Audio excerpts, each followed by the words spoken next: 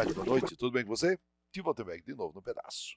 Muito bem, senhores, eu tenho aqui em minhas mãos uma questão de vestibular tradicional, né? De vestibular tradicional, de vestibular tradicional. Caramba, Valtenberg, e esse tipo de questão exige bagagem, exige conteúdo, você tem que dominar o conteúdo, lembrar do conteúdo, né? Por quê? Porque não tem aquele texto, não tem aquela imagem para te auxiliar, para interpretar, né? Ou você sabe o conteúdo, ou vai no chutômetro e aí não é legal. Nós estamos aqui para te ajudar, tá certo? Beleza? Se liga então.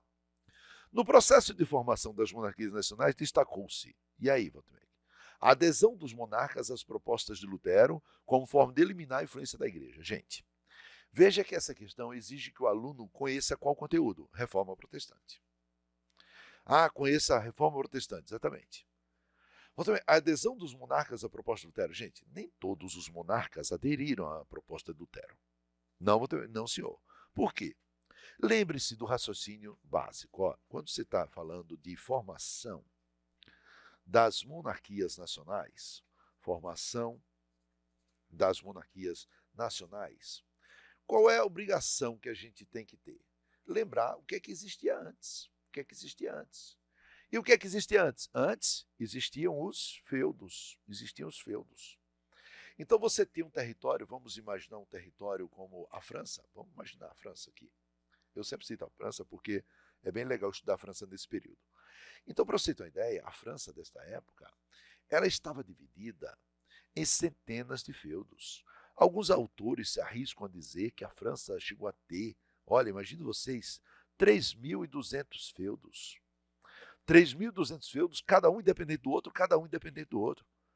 Então, Valtenberg, o poder político estava descentralizado. Exatamente, o poder político, então, na época feudal, estava o quê? O poder político estava descentralizado. O poder político estava descentralizado. Aqui um A, tá? Caramba, Valtenberg.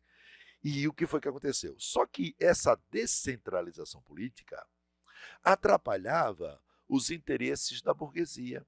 Atrapalhava os interesses de quem? Os interesses da burguesia.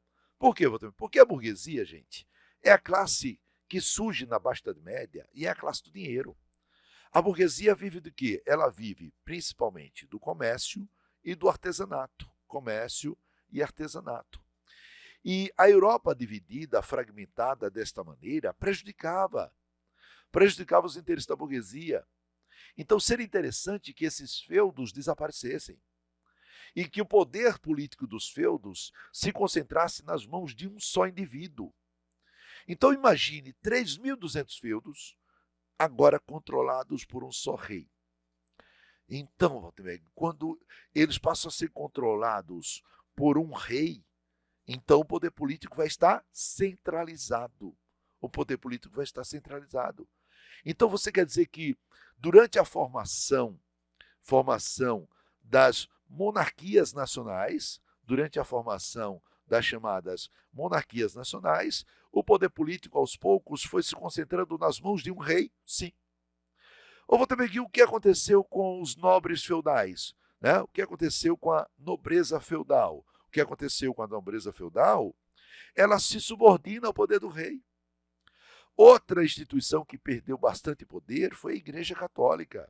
A Igreja Católica, a senhora dos corações e das mentes, ela também perde poder. E por isso eles vão acabar se subordinando aos interesses de um rei. Exatamente. Mas o rei, para isso, precisava ter um exército. O rei, para isso, precisava ter o apoio de quem tinha dinheiro. Por isso a gente vai assistir em vários países europeus, né, que um rei, para chegar ao poder e um dia bater no peito e dizer: o poder é meu, eu sou o Estado é meu, né? Lembra do rei Luís XIV? O Estado sou eu.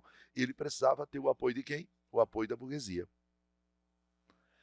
Valtenberg, enquanto a Lutero? Bom, Lutero, gente, na verdade só teve o apoio do príncipe da Saxônia, Frederico, que deu apoio a Lutero, interessado em tomar as terras da Igreja Católica. Tá? Beleza.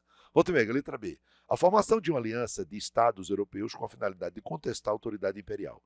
Ora, contestar a autoridade imperial, a ideia de formar alianças era para formar uma unidade territorial e não contestar.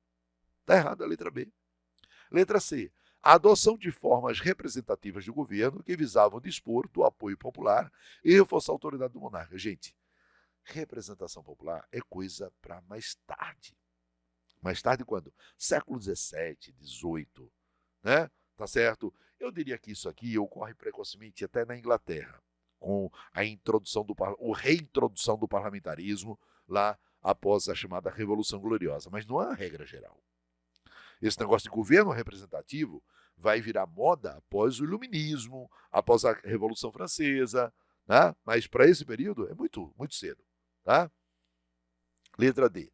O esforço dos monarcas no sentido de obter a subordinação de quem? Do clero e da nobreza aos desígnios da autoridade real. Olha aqui, ó. Então, na época da formação da monarquia nacional, o rei, para que ele possa bater no peito e um dia até dizer que é um rei absoluto, ele precisava dominar o clero e a nobreza. Então essa é a resposta, é a resposta. E a letra E também. A adoção de uma política econômica liberal. Não, gente, liberalismo só vai surgir com o iluminismo. A economia não era liberal. A economia da época, ela era o quê? Mercantilista. E qual é a característica marcante do mercantilismo? A intervenção estatal, o chamado intervencionismo. O chamado o quê? O chamado intervencionismo. Intervencionismo. Beleza? Então, nós temos aí, portanto, gente, a resposta na letra D. Tchau, pessoal. Fica com Deus e até a próxima.